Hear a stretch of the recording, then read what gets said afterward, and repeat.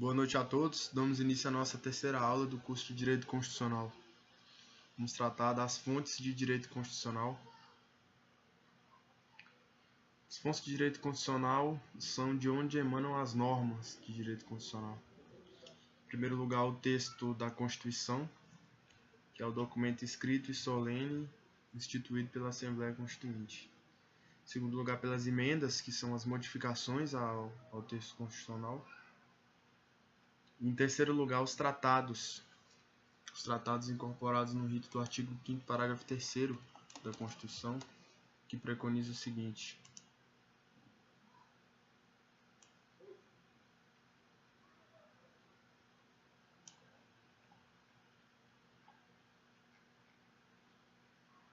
os tratados e convenções internacionais sobre direitos humanos que forem aprovados em cada casa do Congresso Nacional em 2 turnos, por 3/5 dos votos dos respectivos membros, serão equivalentes às emendas constitucionais.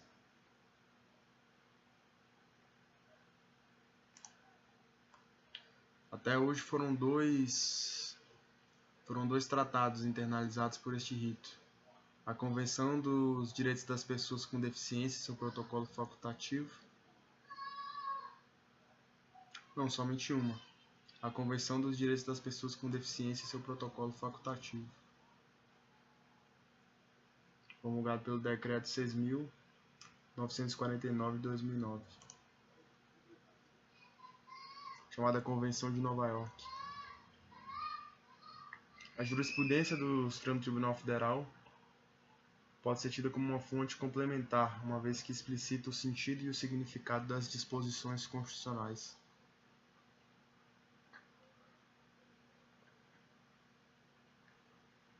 Uma vez que a Constituição, a jurisprudência do STF é importante como fonte complementar, uma vez que o fato da Constituição brasileira ser uma Constituição escrita implica uma limitação intrínseca, quer dizer, uma impossibilidade de abarcar todos os elementos novos e todos os elementos da realidade, uma vez que o texto escrito estabelece por si só uma limitação, é por si só um fator limitador, né? Ele cita aqui também como fonte constitucional o costume secundum legem, quer dizer, um entendimento possível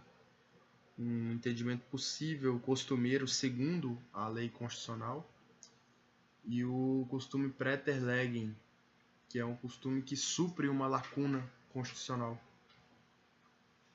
A Constituição não exaure a normação fundamental e está propositalmente aberta, balizada por certos parâmetros. Quer dizer, essa abertura da Constituição, abertura principiológica, quer dizer, a existência de conceitos jurídicos indeterminados, de princípios, ela é proposital justamente para permitir essa elasticidade, balizada por esses parâmetros estabelecidos pela Constituição. Costumes, lição clássica, força de lei. Para que eles tenham força de lei, eles devem ser uniformes, constantes, diuturnos, devem ser públicos, devem ser repetidos por lapso temporal expressivo e devem ser tolerados pelo legislador. Classificações: normas materialmente e formalmente constitucionais. Há alguns temas que são tipicamente constitucionais, aqueles que já abordamos, temas que tratam da organização do Estado, dos direitos fundamentais, são os chamados materialmente constitucionais, e os formalmente constitucionais são aqueles que, sendo de matéria tipicamente constitucional ou não, estão positivados no texto constitucional. Constituições escritas e não escritas. A escrita é aquela... a escrita, né? E a não escrita é fruto de uma acumulação histórica de costumes políticos e direitos básicos. É o que se tem na Inglaterra. Não há uma Constituição estanque, escrita. Rigidez e flexibilidade. Grau do critério de formalidade para alteração constitucional. Rigidez está ligada ao princípio da supremacia da Constituição, impossibilidade do legislador ordinário a alterar. A rigidez da Constituição é o fundamento da vedação à delegação entre poderes, que implicaria a alteração da Constituição na parte que dispõe sobre a competência, sem seguir o procedimento adequado. Quer dizer, a rigidez da Constituição é um dos elementos que garantem a sua estabilidade e, portanto, a sua segurança jurídica, né? Ela só pode ser alterada por um procedimento mais dificultoso do que o procedimento de alteração da legislação ordinária. E essa rigidez é o fundamento para que os estados não possam delegar competências entre si, uma vez que vamos dizer, o estabelecimento de competências é atribuição do texto constitucional, e se os estados o fizerem, incorreriam, portanto, em inconstitucionalidade. Ponto 4. Constituição garantia e programática. Garantia. Define a estrutura de poder sem se posicionar quanto a questões sociais e econômicas. Programática. Dirigente da ação estatal. Estabelecimento de metas no plano social, econômico e cultural. Então, a garantia é aquela que visa fixar um patamar que já foi atingido. E a programática é aquela que visa dirigir a ação futura, que estabelece uma meta a ser perseguida pelo Estado, que é justamente a figura é justamente o que preconiza a Constituição Federal de 1988. Outorgada e promulgada. Critério da participação popular, de forma direta ou por meio de seus representantes. Quer dizer, a outorgada é aquela imposta desde cima por um poder, e a promulgada é aquela que conta com a participação popular na sua elaboração, dos representantes populares ou do povo diretamente, participação popular direta ou indireta. Normativa, nominal e semântica. Critério da observância real da Constituição por governantes e governados. Nomenclatura de Karl Loewenstein. As normativas são aquelas que são cumpridas, são de fato cumpridas, cujas normas têm normatividade, quer dizer, são observadas pelos seus destinatários. As nominais são aquelas formalmente válidas, mas sem aplicabilidade efetiva de alguns preceitos, quer dizer, as normas estão dispostas nominalmente, mas elas não têm normatividade. E a semântica é aquela que meramente implica a formalização de um poder de fato já existente, quer dizer, o poder de fato já atua de uma determinada maneira e ele edita uma Constituição meramente, vamos dizer, para tentar legitimar ex post factum aquele poder que já era exercível. Ponto 5. Normas constitucionais. Parte orgânica e parte dogmática da Constituição. Parte orgânica. Aspectos estruturais do Estado, organização e competências, forma de aquisição do poder e seu exercício. Parte dogmática. Direitos fundamentais, econômicos, sociais e culturais, valores indispensáveis para a reta ordem da comunidade. Então, a parte orgânica diz respeito à estruturação do Estado e às formas de exercício do poder, e a parte dogmática trata de todos os demais aspectos considerados enquanto tipicamente constitucionais, quer dizer, os direitos fundamentais, econômicos, sociais e culturais, os valores indispensáveis para a reta ordem da comunidade.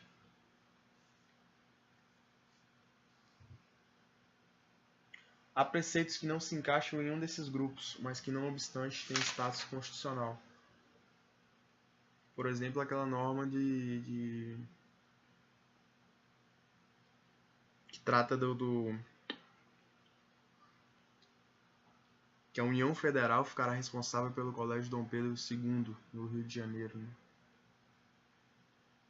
Normas programáticas são subespécies das normas de eficácia limitada. Impõe um dever político ao órgão com competência política para satisfazer seu comando. Ao mesmo tempo, servem de norte interpretativo aos aplicadores e impedem a atuação legislativa em sentido contrário. Eficácia condicionada não só aos fatos jurídicos, mas sobretudo aos econômicos. Então, o que são normas de eficácia limitada? São normas que dependem de um outro preceito para ter eficácia plena, né? As normas programáticas, elas impõem um dever a um determinado órgão com competência para satisfazer o seu comando. Por exemplo, um determinado comando sobre a educação. Ele vai determinar uma ação tanto legislativa, no sentido de conformar aquela norma constitucional mediante a edição de leis, quanto uma ação do Poder Executivo, no sentido de executar aquela disposição constitucional. E ainda que ela não seja plenamente exequível, ela serve no mínimo como norte interpretativo aos aplicadores do direito. E impedem, quer dizer, você não vai poder interpretar ou aplicar uma norma em sentido contrário àquela norma programática, e o legislador não vai poder atuar em sentido contrário àquela norma programática, mas tão somente em conformidade com ela. Essa eficácia está condicionada aos fatores jurídicos, quer dizer, a edição de um regramento que integre aquela norma, aquela meta, mas também de fatores econômicos, quer dizer, de condições de fato que permitam a execuibilidade daquele comando. A característica da sanção imperfeita. Do descumprimento das normas constitucionais não se segue uma sanção. Não há nenhuma instância superior que lhe assegure observância pelos órgãos de soberania. As normas constitucionais dependem da vontade dos órgãos de soberania de respeitá-las e cumpri-las. Quer dizer, qual que é a estrutura do direito? É o estabelecimento de um determinado comando e o estabelecimento de uma sanção para a inobservância daquele comando. No caso da norma constitucional, se ela for descumprida, não há uma sanção, porque não há uma entidade acima para impor essa sanção, uma entidade a quem se possa recorrer para impor aquela sanção, né?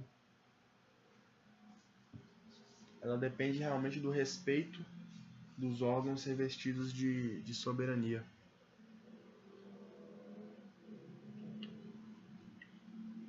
Cinco, modalidades de normas constitucionais, regras e princípios. Normas constitucionais fazem parte de um todo, ordenamento jurídico, que se pretende coeso e harmônico. Princípios e regras se valem das categorias deontológicas comuns às normas: mandado, permissão e proibição. Manda fazer alguma coisa, permite que algo, tolera ou permite que algo seja feito, ou proscreve aquela determinada ação ou omissão. É frequente o uso do critério de distinção que diz respeito ao grau de abstração. Quer dizer, as regras seriam comandos concretos, né, mandados, permissões ou proibições claras e insuficientes em si mesmo, ao passo que os princípios teriam um conteúdo mais fluido, que não poderia ser extraído assim tão diretamente como aquele das regras. É um dos critérios, né, de distinção. Critério do fundamento orientador das demais normas e da observação das regras a partir dos princípios.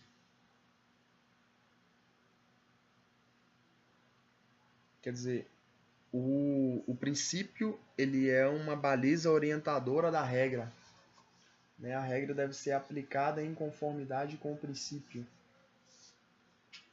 Por exemplo, nós temos ali o princípio da impessoalidade e da moralidade, por conseguinte nós temos a legislação que estabelece regras, por exemplo, a respeito do concurso público para ingresso na administração pública, das licitações para compras na administração pública, que são consequências do princípio da impessoalidade, da moralidade, da eficiência administrativa. Regras e princípios em Dworkin e Alexis. Dworkin. Ambos estabelecem obrigações jurídicas e se diferenciam não pela vagueza, mas pelo tipo de diretiva que encerram. Regra, tudo ou nada, conflito entre regras, critérios de solução, hierárquico, especialidade, cronológico e afastamento de uma delas. Quer dizer, as regras seriam aplicadas no sistema de all or nothing, quer dizer, Ou a regra ela é aplicável no todo, ou ela não é aplicável. E no conflito entre regras, aplica-se os critérios tradicionais de solução das antinomias, quer dizer, critério hierárquico, prevalece a norma de maior hierarquia. O da especialidade, prevalece a norma que vamos dizer, que se amoldar de forma mais precisa aquela determinada hipótese. O critério cronológico, prevalece a norma que foi editada mais recentemente, né? Por causa de primazia cronológica.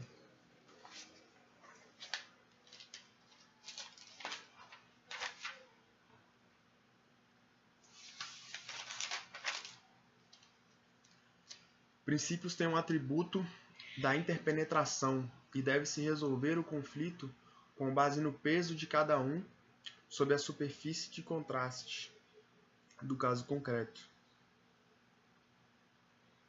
Quer dizer, os princípios eles não são... No caso do conflito entre princípios, não vai se afastar um princípio completamente para que o outro seja aplicado por inteiro, mas vai haver uma interpenetração entre os princípios com concessões mútuas, né? À luz do caso concreto. Nós vamos ver essa metodologia com mais vagar, tanto no curso de Direito Constitucional quanto no curso de Processo Civil. Princípios captam os valores morais da comunidade e os tornam elementos do discurso jurídico. Alexis converge com Dworkin no sentido de que princípios e regras são normas, isto é, elementos jurídicos que atuam efetivamente sobre outros elementos ou sobre a própria realidade, que tem um condão de atuar, né, na verdade, sobre outros elementos jurídicos ou sobre a própria realidade. A diferença seria qualitativa. Princípios demandam a aplicação do seu conteúdo normativo na maior medida possível dentro das limitações fáticas e jurídicas existentes. Quer dizer, dentro do que a situação de fato permite e do que a incidência de outros princípios e regras opostas àquele princípio também permitem. Princípios seriam, portanto, comandos de otimização, comandos que devem ser perseguidos para que sejam aplicados na maior medida possível.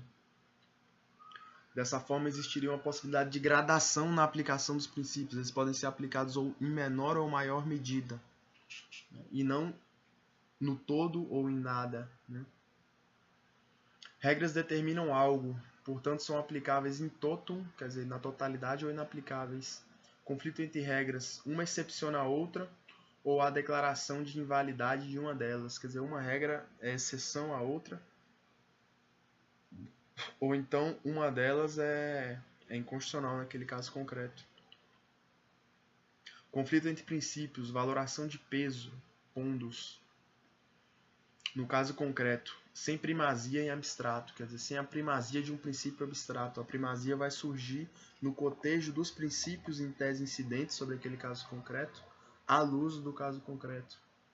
Diferenciação ontológica. Só pode ser cumprido ou descumprido a regra. Princípio pode ser cumprido em diferentes graus.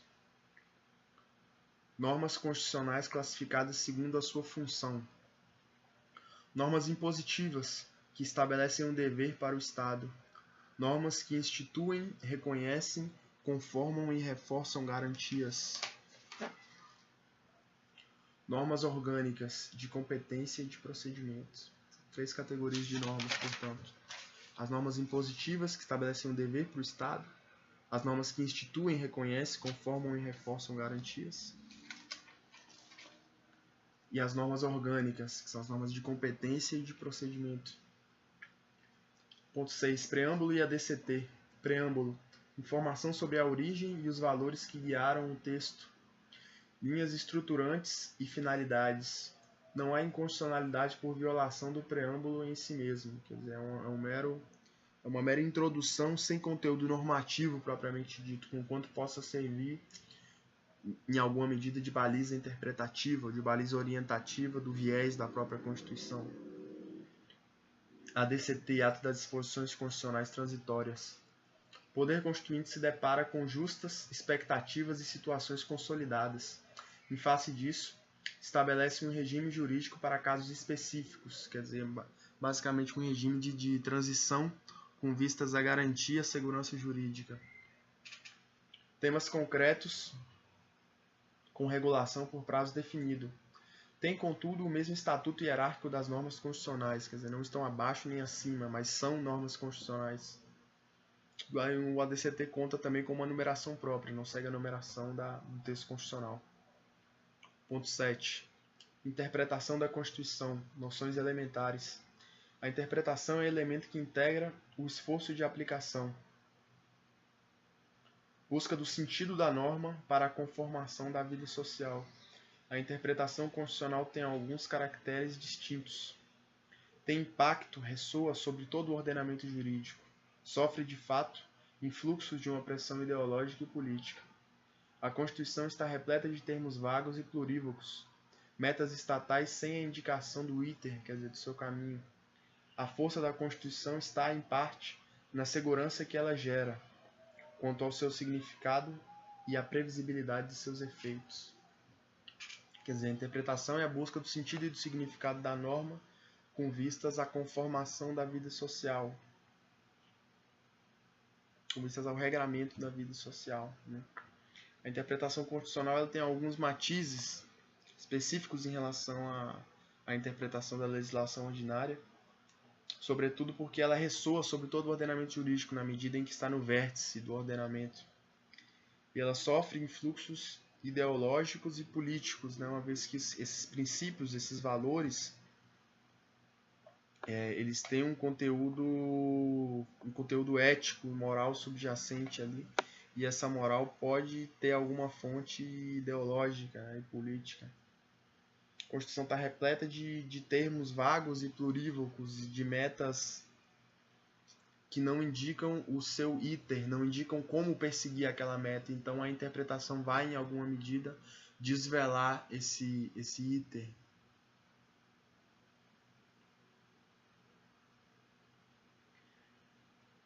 Ponto 1, dentro aí do item 7. Levando em conta a estrutura das normas constitucionais. Interpreta-se um preceito, um texto jurídico, para dele se extrair uma norma, uma proibição, uma faculdade ou um dever, com vistas à solução de um problema prático. Nós vamos tratar disso com mais vagar na nossa próxima aula.